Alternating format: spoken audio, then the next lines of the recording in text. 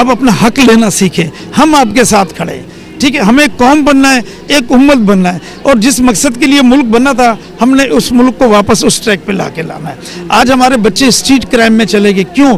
बेरोजगारी की वजह से। हमें प्री प्लानिंग के तहत इस कराची को तबाह किया गया। प्री प्लानिंग के तहत हमने वो चीज़ों को वापस कवर करना है जो इन लोगों ने, साजिशी लोगों ने 30, 40, 50 साल लगा के हमें यहाँ तक पहुँचा दिया है। और हमने अभी अपना हक वापस लेना है। जो हमारा टैक्स कलेक्ट होता है उसका 25% हमें इधर कराची में चाहिए, ठीक है ना, और हमें इधर 25% चाहिए। तो इसके ऊपर हम इंशाल्लाह काम करेंगे। अभी हमारा एक ही पैगाम है, अब्दुल्ला हमीद गुल साहब का पैगाम है कि इंसानियत की खिदमत, आप काम करें, हम आपके साथ खड़े, और आप हमारी कारकर्दगी देखें और उसके बाद आप फैसला करें।